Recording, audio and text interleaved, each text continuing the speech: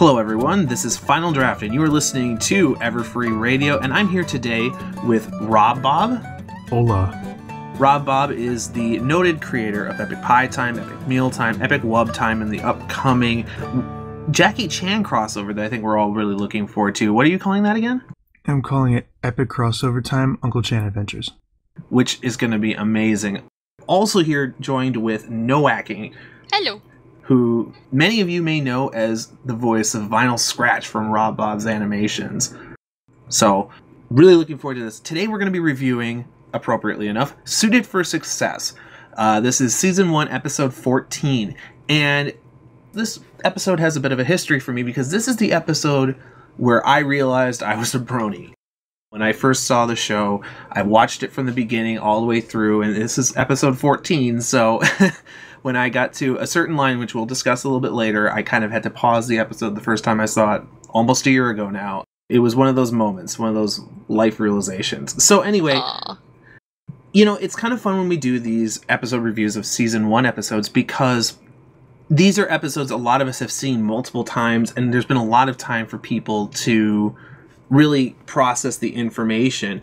What are you guys' thoughts of this episode as you remembered it from when you watched it the first time? Well, when I first watched it the first time, I remember just thinking, oh, they're being so mean to Rarity. She, like, did them a favor. Now they're like, you know, make all this like this. Yeah, I mean, it's just like, they're like, oh, hey, yeah, you're doing stuff for free. And she's like, oh, I made these awesome dresses. And they're like, do it again. They're not too good, you know? I wanted big rubber boots, and I wanted accurate star charts so that I could be like, oh man, I'm outside and I really have this dress. Oh wait, I have star maps on my body. I'll just look at that. Yeah, I remember when I was watching this the first time. I actually think overall, and first of all, I love this episode now because it's so focused on Rarity, and Tabitha St. Germain as a voice actress is just incredible. I mean, and this really explores a whole range of Rarity's character in this episode. But I remember at the time thinking, this is actually one of the girlier episodes of My Little Pony in a lot of senses. We're talking about fashion, we're talking about these sparkly dresses, etc. Did you guys get that impression? Yeah, I totally got that. Yeah, I love Tabitha St. Germain. Like, this is where I think I actually started really liking Rarity, because in the beginning she was a little too, like, as a character for me, but this is like Tabitha's opportunity to, like, really do some awesome lines as Rarity, and I love it. Really ham it up. Ham it up. Really hammed it up in this episode, but I really like this. I think it's the same thing, because before this, Rarity, you see they're kind of like prissy, and you're like, you know, meh. But here, you know, she actually has, I think this is actually her first song, and everybody's just like, whoa, this person is actually brings something instead of just being the fashion girl that it's too girly girl, and you're like, oh god, it's her. Well, I totally agree with that. But, you know, okay, so looking at the beginning of the episode, we have the teaser segment, and we actually get, I believe, the first time we see Opal, if not the first significant time we get to see Opal, who I think is another voice that Tabitha did in the show, which I got a kick out of, because when I was listening this just recently when I was going through the episode, I listened to see who the voice was, and it definitely sounded like Tabitha. And I know that from the interview we conducted with her, she loves doing these kind of non-verbals. Opal's a punk. And he needs to learn, or she needs to, my opinion. That'd be great if Opal was a dude, and Rarity just dresses him up in his little bows and stuff. That poor cat. Yeah, I mean, at some points you feel bad for Opal, but other times you're just like, wow, this cat is so stuck up. Yeah, I get that too. What is her problem? Well, it's a prissy cat, you know. Prissy cats are gonna act that way. I mean, but like later in the episode, she's like, "Oh, action roll! Look at this dress!" She's the only cat, so I think she was spoiled a little bit. Later on, when she's like showing off the first round of dresses, Opal's like a Vanna White. She's like, "Oh, look at all the dresses," and you see her like near every dress, kind of making some kind of pose or poking at something, gnawing at something, and you're just like, "What is this cat doing?" I think the cat, in a sense, in that episode, because she reacts to everything in the background, I think she is almost like the unspoken... she really is an unspoken personality. I mean, she reacts to the bad dresses. She reacts in the end to the good dresses. She purrs around hoity-toity. You know, she She kind of is, in a sense. She's like a mini Rarity. Yeah, she is in a lot of ways. She's kind of like Rarity's inner thoughts, in a sense. I mean, Rarity on the outside just saying, oh no, I'll redo these dresses, and Opal's swiping at them. Yeah, I never thought of it like that, but that's a very accurate description of it.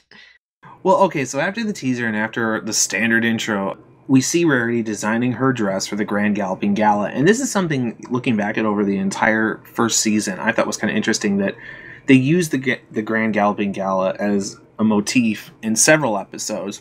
And so she's designing her dress for the Grand Galloping Gala. And the various ponies start showing up in the scene. Twilight and Applejack are commenting. And the Rainbow Dash, in typical style, crashes through the ceiling. I guess Rarity doesn't really mind if her ceiling's wrecked. Can you say property damage? No big deal.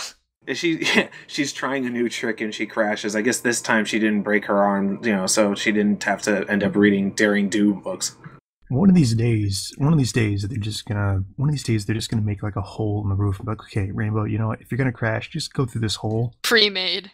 Yeah, she'll crash through the wall anyway. Just a bunch of big signs saying Rainbow Crash here. Rainbow Crash. Well, and in this scene, we actually get one of my favorite Rarity quotes that everybody quotes, the idea. And I can't quite get it. I don't have the voice for it, but... Fabulous. And I just love that whole, fashionista kind of tone that she takes and that Tabitha plays throughout the episode. Plus, you get her wearing the glasses this whole episode, the designer glasses, which I think are just hilarious. They've got that kind of 60s Doris look to them, the little horn rims. Yeah. Well, and so soon we get to one of the major songs of Season 1, which is Art of the Dress. Before Season 2 came out, this was one of the most remixed songs in the fandom. And I know that because Everfree Radio had at least 30 remixes of this one song playing on our stream. It still remains to be one of the most popular songs of the entire series. I wanted to know what you guys' opinion of it was. I mean, I thought it was okay, but it's not really my favorite. Yeah, I happened to read through the lyrics to some of the songs, and when I got to Art of the Dress, it seems kind of, I don't know why, it just seems kind of pish-posh, or mismatchy, sort of like some things don't rhyme correctly, or are there a little awkward phrasing? It could have been better, I guess. I agree, and I think part of it may be, though, that I know that, at least from our discussions with Amy King Rogers and some of the other writers who were at BronyCon, etc., they actually come up with the lyrics, and Daniel Ingram tends to then take their version of the song and adapt it to his melodies. I think for whatever we have to say in criticism of the lyrics or, whether they're contrived or not, yeah, you definitely have to give credit to Tabitha for her singing ability in the song. And it is a catchy tune, it really is. It wasn't perfect. Like it, don't sob about it. What are you doing? I think, the lyrics it makes sense, but I think the melody is definitely a lot more catchy than the lyrics. But the song itself is Rarity's first song, and I think for what it was, I think it threw a lot of people off guard, because they didn't expect, in my opinion, I don't think they expected that. I don't think they're like, oh, it's Rarity, she's probably going to be some kind of opera, annoying voice, but you're like, oh wow, she actually has a good singing voice. Well, that's Tabitha, yeah. Yeah. Oh, does Tabitha sing for Rarity? She sure does. I did not know that. Yeah, I thought it was somebody else who sang for Rarity. Tabitha sings for Rarity. It's actually Twilight and Pinkie Pie's singing voices that are different. Actually, Andrea Lemon sings for Fluttershy. Ashley Ball sings her characters as well. So, it's, yeah. I thought I remembered reading something that Andrea Lemon sang the Smile song, though. I know she sang portions of it, I believe, but that's something that might be worth asking her, certain conventions that may be happening this year. This is interesting. I want a tree chart of who sang what song now so I can listen back and be like, oh. Make it happen, Internet. The one thing that was going through my mind the whole time I was watching Art of the Dress, the whole animated segment, was something that Lauren Faust mentioned at her panel at BronyCon when I was moderating her panel, which was that this is one of her favorite episodes because really this, in a lot of ways, is what a lot of the animators and the creators of the show struggle with all the time, which is nitpicky deadlines and nitpicky criticisms of their work when they really just want to be able to do their work to the best of their ability, I was thinking that the whole time I was looking at this, because this is one of the episodes that I know that Lauren Faust penned, or at least worked on with Charlotte Fullerton, and you just kind of watch Rarity struggle, and for me, I'm just thinking of Lauren in her place. Yeah, that's kind of funny that they're kind of making fun of the nitpicky. They're making a parody of the situation a little bit. Yeah, exactly. Well, and there are some also really funny moments in that song as well. I mean, you get Fluttershy doing the whole criticism of the dress, French couture. That was fantastic. And later on, she has that picture of like this beautiful dress, and then what happened? Later on, you see her. She has like there was a hat. There was a hat. There was a hat, and then all of a sudden, she has a nest in her head. What happened? It got lost along the way. What happened? It's like you had this dress, and you're like, oh, look at this fancy dress. Then all gone. You know what this dress needs? Birds. Yeah, pretty much. Unhatched birds, I guess. Unhatched birds. It needs to be those specifically. Indeed. Well, and then Angry Birds, the prequel. Oh, something else about that, actually. I noticed that she said French couture or something like that. She said France. Yeah. Or French or something like that. I'm like, they know what they know what France is? Yeah. There are also some other really specific references, too. I didn't really recognize it until this last time I viewed it, but Twilight is looking for specific Earth-based constellations on her dress. Orion's belt. Yeah. Which... there you go. I mean, I suppose to some extent you got to give them some leeway. I mean, this is, of course, as always, a kid's show, but I found that kind of interesting as well. It gives us hope that Equestria does exist, and we just haven't found it yet. We will find it. It's obviously some kind of island in the Caribbean. It's on Mars. We're finding it. It's on Mars. The rover's there. We're working on it. Curiosity just landed on top of Derpy. All the people at NASA are actually bronies. That's why we went to Mars. We're trying to find Equestria. I think that is a... guy with the mohawk. The guy with the mohawk. I think that's a $2 billion project worth funding, finding Equestria. Fund it. $2.5 billion. Here's a rover, throw it across the galaxy, the solar system, land it on a planet, find it, fix it, get it done. We will find it. Is that what you'd call a brony rover? A brover? A brover? Operation Fix It. You know what? I think, too... Operation Bro Rover. all the guys watching sounds like a fraternity. All the bronies watching the Curiosity rover landing were hoping that heat shield would become 20% cooler. Okay, that's awful. Get out of here. I'm sorry. That was kind of out of line. That's like saying like saying if it was gonna break, what are you gonna do? Say, oh, I guess it couldn't take the heat. I guess it was just the heat of the moment. Killing me. Well, actually 20% cooler. This is the episode that very famous phrase comes from. And there are a lot of people... And a billion t-shirts were sold. A billion t-shirts were sold, and a million 4chan threads were populated with that one statistic. It's just... Yep. Everything's 20% cooler. Like, what if it's not 20% cooler? What about 10%? What about 15.6%? Why 20? Because then it wouldn't be up to Rainbow Dash's standards. What if it's 25? That's just too much. That's overkill. That's just cool. Right out. That's too cold. That's too cold. Too cold. That's too cool for school. You want to know what's too cool for school? What? Conjunction junction. What's your function? You know what? We don't need to worry about linking up phrases and clauses right now. Yup.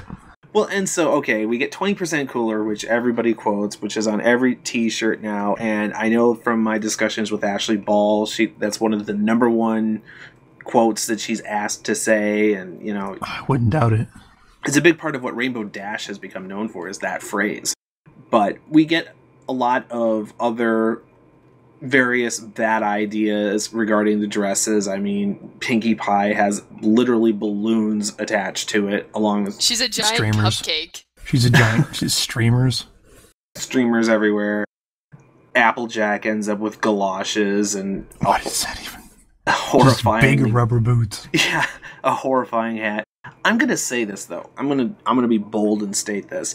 I think Rainbow Dash's dress and helmet looks cool. It was pretty badass. It was awesome. Yes. Honestly, it was, other than maybe the helmet could have been a little bit redesigned, it actually did look pretty cool. Yeah. So badass. I loved it. You need to get the what she had in the recreation in season 2 for, what was it, Captain Hurricane? Yeah, Captain Hurricane. Yeah. Well, Captain Hurricane had more of or is it Commander Hurricane? Captain Commander. Colonel Hurricane, whatever. Commander Hurricane. This is my favorite store on the Canterlot. I'm Commander Hurricane. This is my favorite store in Cloudsdale. There you go. Well, anyway. Or my other favorite one. Hey, everybody! This guy doesn't like poor people. Oh, Mass Effect, you get everywhere, don't you? Well, okay, so, and then Twilight, of course, has springy stars sticking out of her mane, but we're getting a little bit ahead of ourselves, because before we actually see the grand reveal of these terrible dress ideas, a certain character makes her first appearance. I wonder who that is. Nowacking, do you have any, conception of this, like, blue-haired, like, pony? I'm trying to remember the name. That one dude, bro, who was messing with all the laser lights? Yeah, that's Octavia. Oh, was that Octavia? Okay, so it was Vinyl who was playing the... She plays the vinyls. She plays the vinyls. The vinyls, the records, she plays them. Well, okay, so as the fandom's really best-known voice of Vinyl Scratch, when you first saw Vinyl, did you have the reaction a lot of the bronies had? I mean, was that just like, oh my god, that's awesome? Or were you like me and had you seen the design before you had seen the episode? I guess I saw her. I don't get that people saw her for the 6 seconds. She was literally there for 6 seconds, and I don't see how people can say, oh, she's my favorite pony, even though, like, all these other ponies actually have funny lines. They have character development and all this stuff, but no, Vinyl's my favorite. I don't see how, because, but I do remember seeing her, and I thought she looked really badass, and I was like, oh, that's sweet, like a in-passing thing, but I never even thought anything more of it. I want to find the artist who came up with her design, and I want to give them a hug, because... I want to hug her, or him. Man, every musician I know is in love with that woman. Until the season finale of season 2, all we saw of her was those 6 seconds, and everybody instantly assumed she had red eyes. That, I don't understand where that came from. No, somebody did it, and they're like, Fanon! And I'm like, okay, that's cool. Man, the flack that we took when we gave her the magenta eyes, which, I mean, we knew about because, first the leak. Secondly, if you do research, you'll see that the most common background eye color is magenta, Rainbow Dash's eyes. Man, the amount of sobs in that video of just why are her eyes red? Why aren't they red? And then somebody actually said, F the creators, her eyes are red. And I was just like, what? That's ridiculous. Oh my god. That's hilarious, because, when Epic Web Time first came out, literally, like, half the comments were, oh, this is a video, and the other half were, eye color, Yeah, seriously, the first 10 pages are, sob, eye color, why are they red? Why aren't they red? I think one of my favorite comments I ever saw, and I don't remember where it was where somebody said if you color correct the scene at the end of the episode... What do you mean, like the 6 tutorial people going into After Effects saying, we're going to color correct it? No, they said if you color correct for lighting in the dance scene at the end of Canterlot Wedding, that her eyes have to be red, and then they showed a sample image, and everything in the image was red tinted. There's a bunch of After Effects videos on YouTube with that. And I'm sorry, but if the staff from DHX tells me that her eyes are the same color as Rainbow Dash, I'm gonna take them over somebody messing with After Effects. Well, Rob, I think you were in the call with me with Sabrina Alberghetti, aka Sibsy, when I first... The Big Sibs, who's awesome, by the way. I mean, she has said it multiple times. They're magenta. They're magenta. They're the exact same color of Rainbow Dashes. That's what she told me. Oh, and then when I told her about that color correcting image, she goes, in typical Sibsy style, what? Some people are crazy. That's after she drove around town and stared a bunch of light bulbs to the point of self-combustion. But we don't worry about such things. Though Vinyl just looks like such a badass that literally, like, any color eyes you give her, she's gonna look like awesome. Like Yeah, I that's the heard some thing. person talking about like ice blue eyes for her, and that'd be cool too. You know? Yeah. That's the thing that's like people are so stuck with their fan, and sometimes they're like they just let it go over their heads and be like, oh, and I'm like, guys, it's an eye color. Get Yep. over it. She wears glasses most of the times anyway. Yeah, no. Now if it was her voice, that might be a little bit more shady because that gives more personality. But eye color when they wear glasses, come on, guys. Yeah. Well, I think we've belabored the point enough, but yeah, I mean, she definitely became a lot of people's favorite character for that appearance there. And the music that was playing at the time, too, wasn't that great, but she instantly became the icon of all electronica music in the fandom. And there's just so much awesome fan art of her DJing and all that. And I have I don't have anything against that. And plus, you get this video epic web time where she's dropping the bass to clean dishes and defeat Discord and such. Dropping the bases. Aw, yeah. All the bases. Well, okay, so after we have probably the most embarrassing moment in the series, I actually, when watching that the first time, it was for me really, really painful because, those dresses are just awful, with the exception of Rainbow Dash's that looks just awesome. But And Spike needs to know how to read the scene because he's like, "What? Who did all these horrible things?" And Rarity's clearly trying to hide. Spike's like, "Come on, go outside on the stage. You deserve this." And I'm like, "No, Spike, no." I know she's hiding. At one point he said, "Oh, the only thing not included was the kitchen sink," and she kicks an actual kitchen sink. She's like, That was fantastic. oh man, why did I bring this? She like pushes him back. Yeah, no, Spike never does pick up on those cues, does he? Yeah, I'm like, Spike, she's your crush. You need to chill. Spike, that's your lady friend you like. What are you doing? What are you doing, Spike? I don't think that Spike has a good sense of fashion anyway, though. I mean, you I guys don't think remember any of them do. Well, none of them did then, yeah.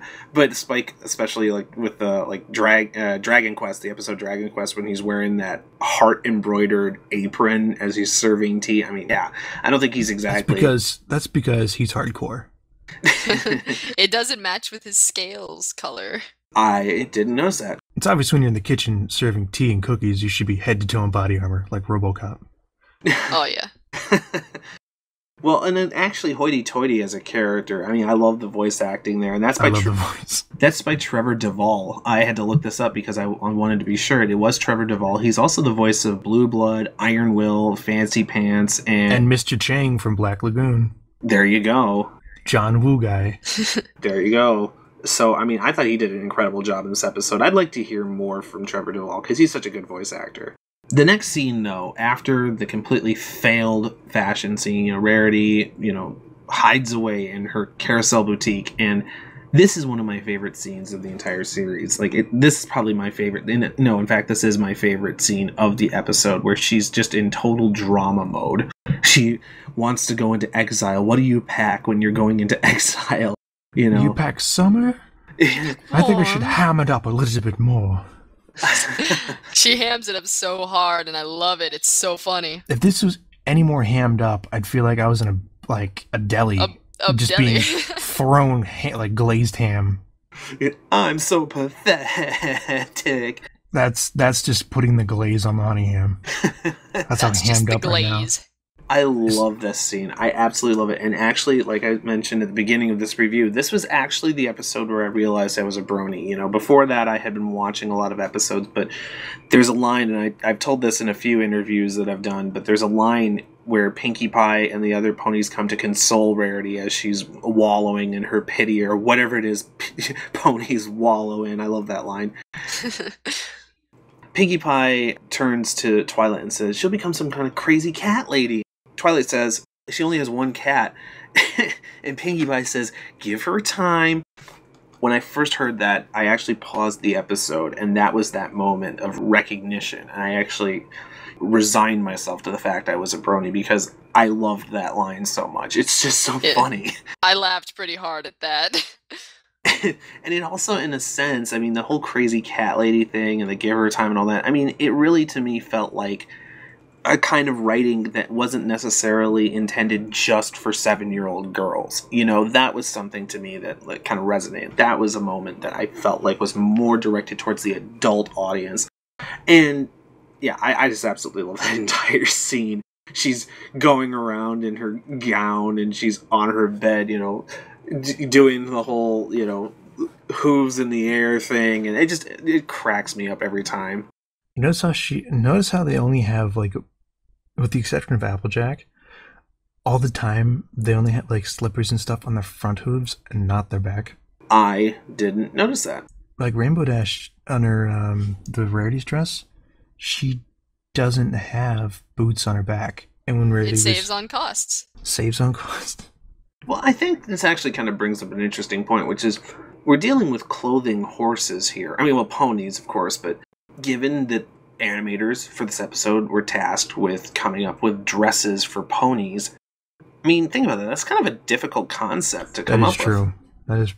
That is very difficult. Yeah. I mean, I could say they're being difficult. I mean, clothing in general on this show, I mean, it's unusual. It's an unusual kind of concept, but it worked. I mean, I think that the final dress designs or whatever, they're pretty, and of course there have been plushes made of them and etc. And there are of course toys associated with them. Which of course sell for thousands of dollars. Ridiculous amounts of money. I remember the Gala Fluttershy that somebody sold $2,000. More than that. Jeez. It was around $3,000. It was ridiculous. But I mean, yeah, I actually have to give credit to the animators because, yeah, dresses for ponies. It's a difficult concept to get your mind around, let alone shoes for them that aren't, well, horseshoes. Well, so our final scene of the episode is the Take 2 fashion show, where because after the ponies present Rarity with their own stitched creation of Rarity's design for her dress, which apparently Fluttershy knew how to stitch from her freaky knowledge, according to Applejack.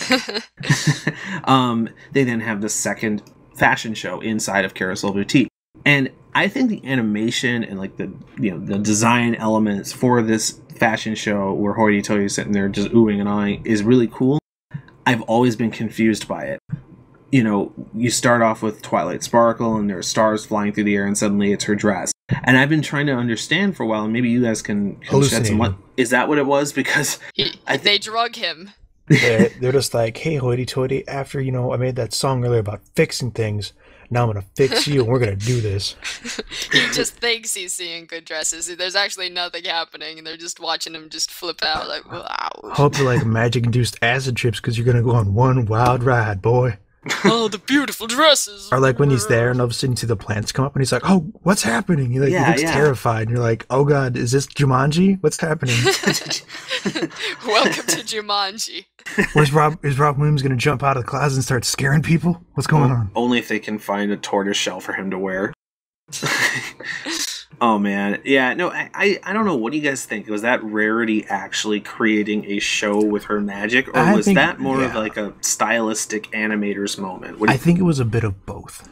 I mean, the fact that Hoity Toity reacted to it, I'm pretty sure that must have been Rarity doing some kind of magic. Yeah. Because if it was a stylization, you don't think he would have really reacted to it, unless they're breaking the fourth wall. I was very confused by it the first couple times I saw it. I just was like, oh, okay, I guess this is happening. But now that I'm watching it, like, a third or fourth time or whatever, I'm realizing, oh, Rarity's, like, making this stuff happen. Okay, now it makes more sense. Holograms and mirrors. They could play a wicked game of Yu-Gi-Oh! With all those holographic technologies and such. Kids these days and their card games, their holograms. That's what they should be using their magic for. Children's card games. Obviously.